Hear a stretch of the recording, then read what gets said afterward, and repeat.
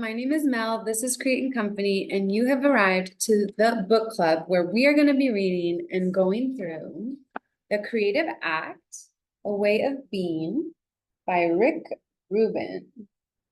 And this book is going to shake up that knowing that we all have about creativity and our own role in this cosmic dance. So today we're going to go through pages 1 through 15, the very beginning, and I'm going to share my favorite parts, the ones that stood out. And does anyone else use these? I love clear Post-it markers. Look at this. Taste the rainbow. I absolutely love them. And does anyone else cut them down the middle? Because I do, so that they're exactly on the sentence I want. Plus, I double their use. They go further. Okay, everyone, so let's get into it.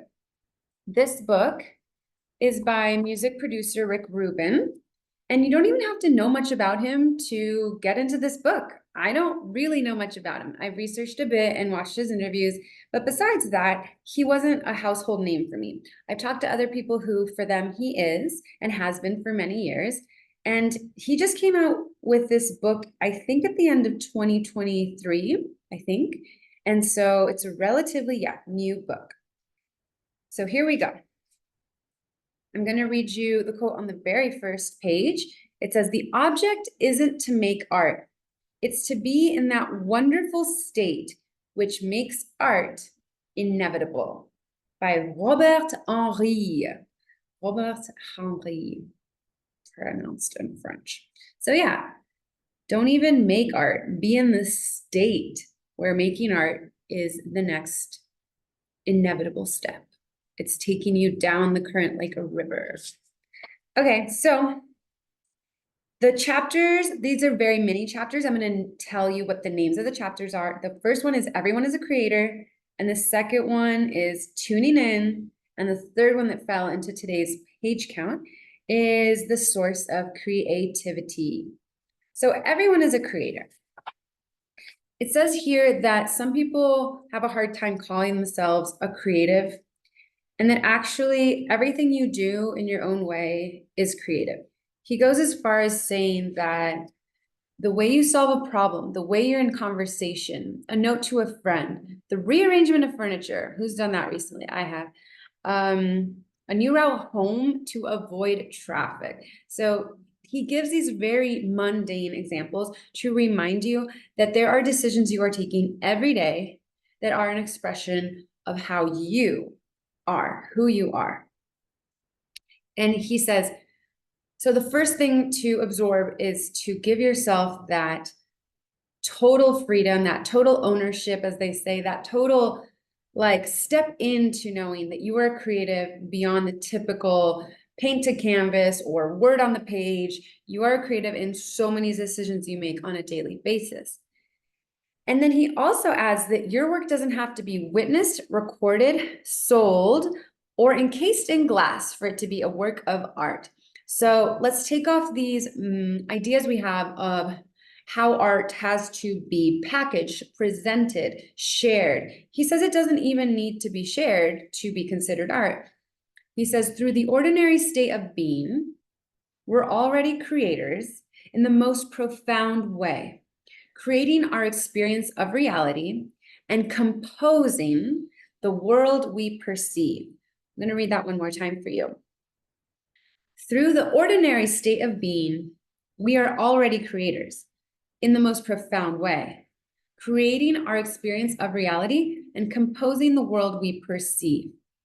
And then he gets kind of meta on our butts. And I like this paragraph. He gets meta in the sense that he reminds us that everything around us is actually a field of undifferentiated matter from which our senses gather bits of information. So have you ever heard about how, like, if you touch something, you think you're touching something solid, but actually there are vibrations coming off of every surface and you have vibrations coming off of you. So it's like two vibrational fields perceiving each other. And have you ever heard that when we see color, when we feel temperature, when there's movement, it's actually all vibration that our senses then interpret into these words we call color, depth, cold, hot. So he sprinkles in some of what I call meta. I mean, you can call it metaphysical, quantum, or just going out there and really zooming out or zooming in, however you want to see it. And I thought that was cool because as artists, it's good to question everything we see and possibly, yeah, be curious, which he talks about a few pages later. Okay. And then here we go.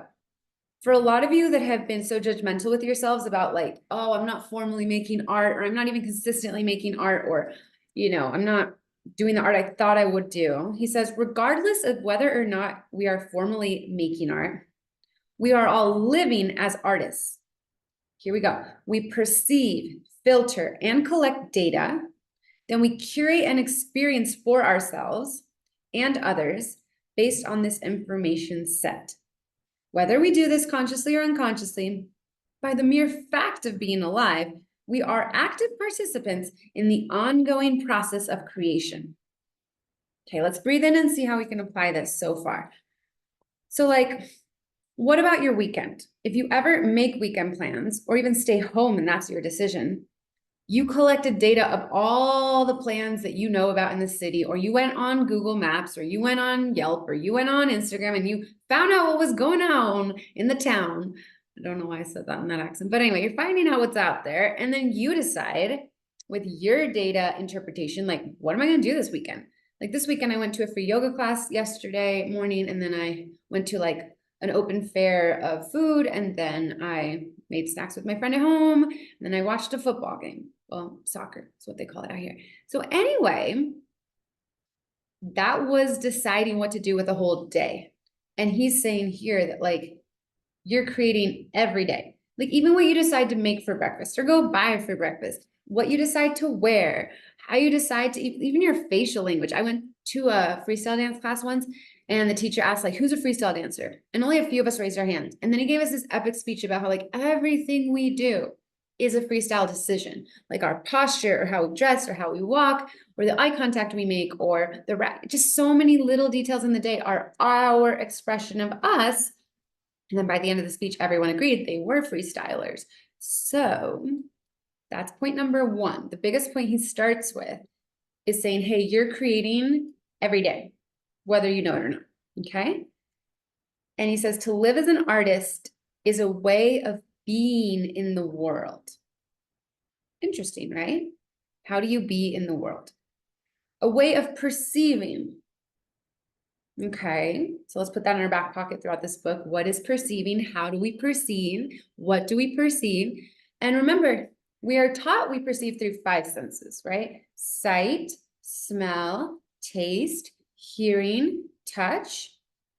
And I have come to know that there are many other senses you perceive by. There's also this intuition. Has anyone gotten like the goosebumps and the hair standing up on their legs, or that like electric pulse you get through you, or something in your stomach, or like a deja vu, or an imagined, just like something you don't know how you know, but you know. So let's also get comfortable with more senses than the 5 we often talk about. Now check this out. My first sticky of the whole book was on this statement, because I loved how simply he said it, and yet it's something we can all do more of. So check it out. The preamble to the sticky is what I just said. It was to live as an artist is a way of being in the world, a way of perceiving. And now, drum roll for the sticky, I put a sticky on a practice of paying attention.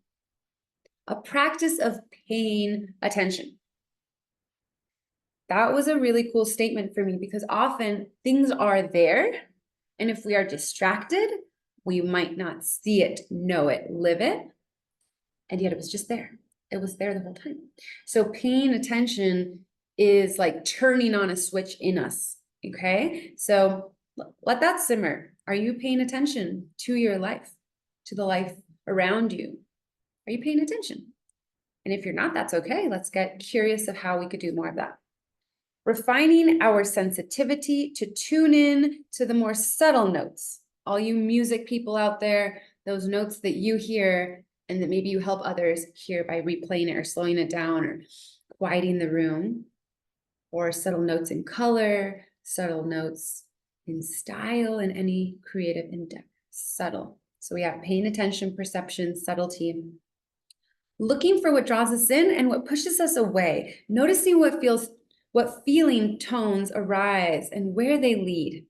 Attuned choice by attuned choice, your entire life is a form of self-expression.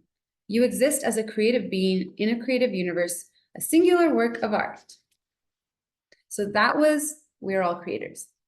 Then let's move to the second piece, which is tuning in. So now he's got our attention because he's reminding us that creativity is in all of us. It's a way of being. It's not that I was born a creative and you were not, or you were born a creative and I was not. That's what often we get from our upbringings and from media. Society can be very harsh with like putting certain people on a pedestal, claiming that they were just born with talent. And I know that has affected my creative journey a lot. So let's shake that up and like be refreshed, hopefully, by this beginning, which is that you're a creative is not what you are, he says, or even what you do. It is a way of being, a way of perceiving, a way of paying attention, a way of attuning. Okay, so now the next part is tuning in. Think of the universe as an eternal creative unfolding. Eternal creative unfolding. The reason I put a sticky on that was because I liked that it never ends. And I liked that if something unfolds, like origami, have you ever made origami, or have you ever unfolded like a cool package? All the pieces were already there. They just had to move in position to open to show you something else. So there's a reassurance there for me that it's already in you. Much like a seed, which sure needs some sunlight and some nice dirt and some water, the seed already contains all the genetic data, like an egg and a sperm, like all these things are already, all this information is already in it. And then it unfolds, unfurls, develops. And he goes into nature as a metaphor, and he says, trees blossom, cells replicate, rivers forge new tributaries. The world pulses with productive energy, and everything that exists on this planet is driven by that energy. Every manifestation of this unfolding is doing its own work on behalf of the universe, each in its own way, true to its own creative impulse. And then he wraps that up to bring it to us humans and says, just as trees grow flowers and fruits, humanity creates works of art. All right. Check this out. After he makes these parallels to nature, so we're not even truly into the tuning in yet. We're just big picture realizing that the universe, the whole universe, is pulsing with creativity. It creates flowers, it creates new rivers, it creates growth, it creates an eternal unfolding of itself, and that we do it through art. Then he goes on to say that there are rhythms. So with rhythms, he wants us to trust that every idea has its own timing. And he puts a poem in here. He says, the universe functions like a clock. To everything there is a season, and a time to every purpose under heaven. A time to be born, a time to die, a time to plant, a time to reap, a time to kill, a time to heal, a time to laugh, a time to weep, a time to build up, a time to break down, a time to dance, a time to mourn, a time to cast away stones, a time to gather stones together. So here he reminds us that things come in their own timing and rhythms. And there's these really cool parts on page 7 where he talks about when an idea's time has come, when it has ripened, it is bound to be born into the world, be it through you or through someone else that caught a whiff of that idea energetically. These rhythms are not set by us. We are all participating in a larger creative act we are not conducting. So check this out. I feel like he's taking us down a notch in terms of thinking that we decide when creativity comes into the world. There's a lot of humility here and some surrender and some trust, because here he says we are being conducted. The artist is on a cosmic timetable, just like all of nature. So now we know that everyone is creative and has the potential to be, and that's like our very nature to be creative. Then we know that it's a eternal creative unfolding. And now there's this concept of the timing of it all.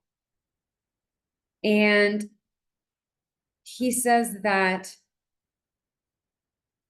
an artist's job is to draw down this information, transmute it, and share it.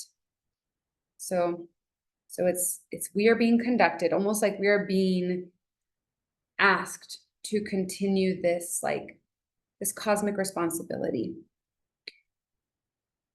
And then he says, we are translators for messages the universe is broadcasting. So let's say there's like a radio station and you want to tune into that station. You have to be very aware of how to get on that wavelength. And he says that the best artists tend to be the ones with the most sensitive antennae to bring in the energy resonating at a particular moment. Okay?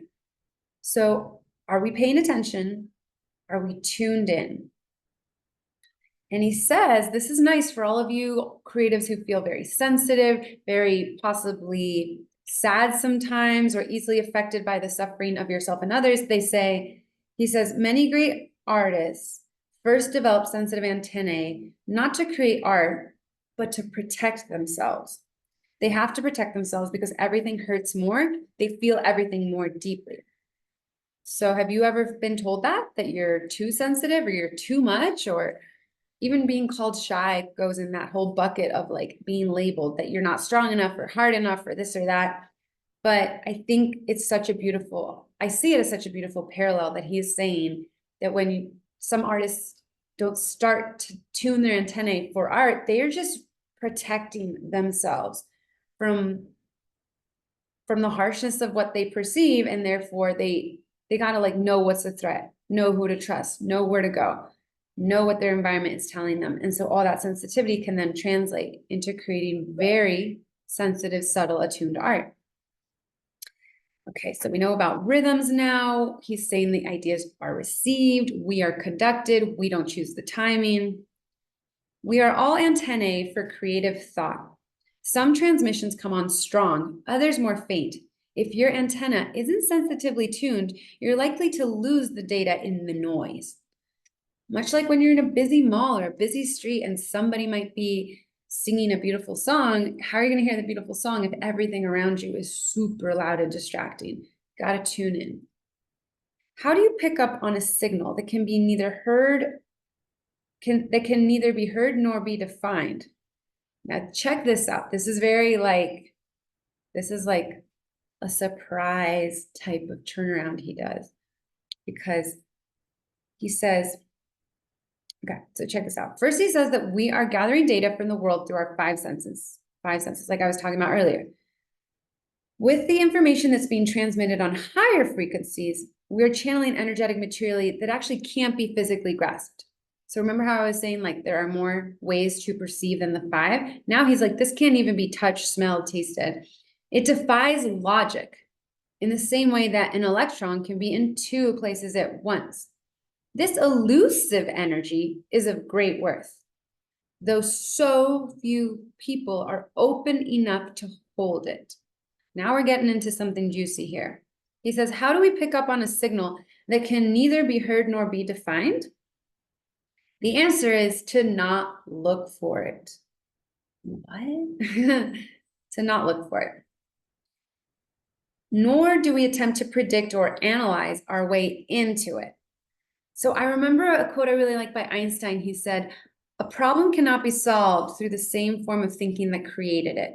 And this is reminding me of that, because it's like you can't just keep trying to fix something with the tools that like cause the problem. And so often if like our head is too in it and we're too logical and we're trying to perceive it so physically, then we are missing out on these subtleties.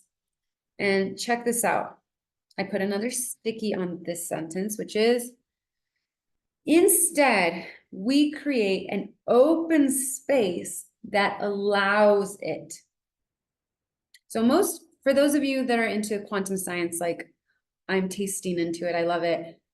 I heard that like most of reality, most of existence is actually empty space more than what we think is physical in terms like even if you zoom into like the smallest form of form, we're more space and nothing than something.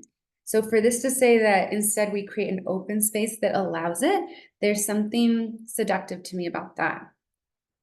A space so free of the normal, overpacked condition of our minds that it functions as a vacuum, drawing down the ideas that the universe is making available. So let's think of another metaphor. If my house is so cluttered, and then someone who wants to give me a gift, like maybe they want to give me a new chair, they get to my house and they're like, dude, I don't know where she's going to put that new chair. I can't really give it to her right now.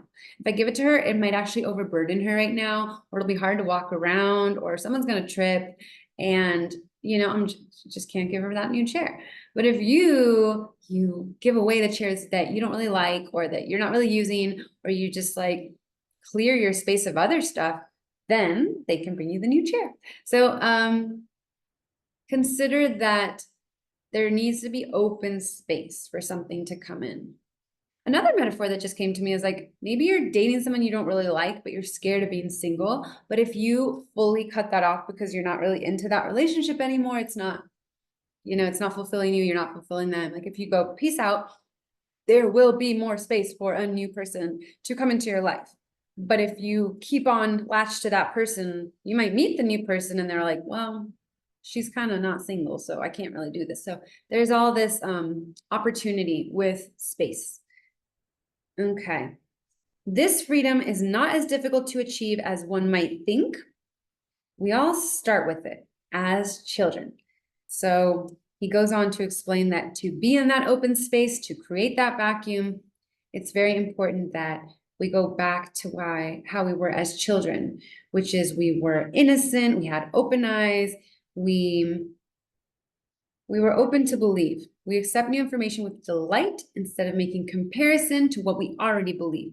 We live in the moment rather than worrying about the future consequences. We are spontaneous, more than analytical, and we are curious, not jaded. So if you have the book with you on page 9, he gives some criteria of what it means to be childlike and open. Not so much comparison, not reattaching and anchoring to what you think you know, not over planning, to be more spontaneous, to be more curious instead of like jaded, like that's not going to work, or I already know it, or open, not closed. So on page 11, there's one simple quote, and it says, there's a time for certain ideas to arrive, and they find a way to express themselves through us. So it's almost like how women can be the home to a growing baby. I feel like we are a vessel, and so all humans can be a vessel to an arriving idea. And then it expresses itself through us. Yeah. Okay, and then the last few pages of today's page count talk about the source of creativity. The source of creativity. So he starts on page 13 with a small poem, and I'm going to read it because it gives context to what the source is. So he says, we begin with everything, everything seen, everything done, everything thought, everything felt, everything imagined, everything forgotten. That's so trippy. How can you remember what you forgot? And everything that rests unspoken and unthought within us. And then he says, this is our source material. And from it, we build we build each creative moment. Okay. So look at how generous he's being. He's saying our source material is everything, everything that we've seen, that we've done, that we've thought, that we felt, that we imagined, that we forgot, that we haven't thought, that we haven't said. So it's this nice, like if you went to an ingredient pantry to make a recipe, you have like every ingredient that's ever been made. And then even those we don't even know are ingredients yet. Okay, now here was something that surprised me, like something that I wasn't expecting in this part. He says, this content does not come from inside of us. Because you know how often there's all these quotes that say like the answers are within, go within. And so this was like a curveball for me. He goes, the content does not come from inside of us. The source is out there, a wisdom surrounding us, an inexhaustible offering that is always available. So as I read this now, my metaphor that's coming up is like air. Like, I mean, I guess air is in us. It comes in and out, but it's mostly outside. Is that true? I mean, there's more of it outside, like volume wise, and it's inexhaustible. Like you're never like, I'm never gonna get more air. Where's the air? They're taking my air away. I mean, unless you have a bag over your head, but let's just say that that's not the case. Like if there's not something limiting you to the outside, then there's air. There's plenty of it. And so, yeah, it's not something that's going to run out.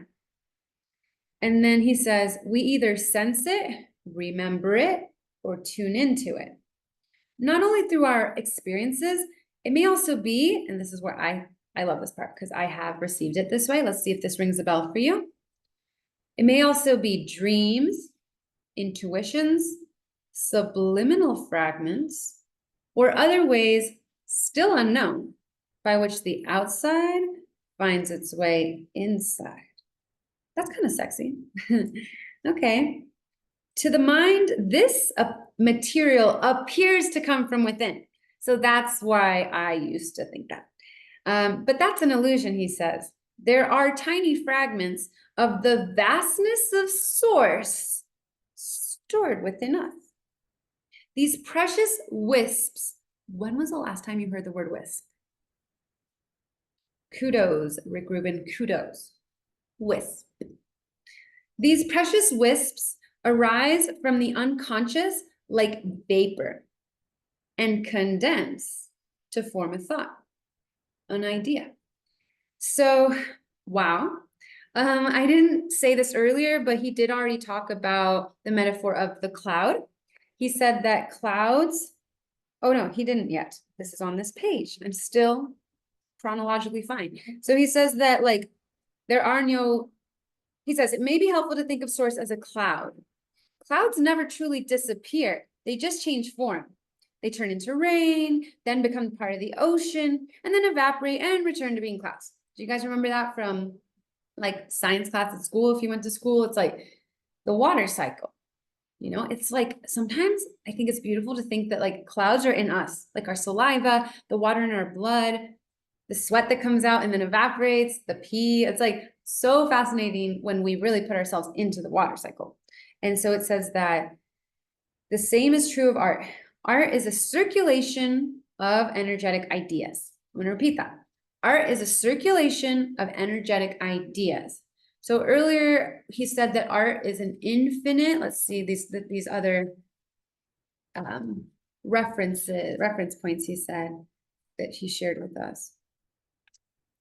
Remember when he said that it's a never-ending creative, what wording did he say? Here it is, eternal creative unfolding. So now we have that. I think these are important terms to like savor. So we have that the universe is an eternal creative unfolding. And then here it is, art is a circulation of energetic ideas. Okay, let's like put those back there because yeah, it's a circulation of energetic ideas. What makes them appear new is that they're combining differently each time they come back. No two clouds are the same. Yeah. And then, okay, one of my other favorite quotes so far from this section, remember how I really loved the part about paying attention? Let's go back to that one because I liked it. A practice of paying attention.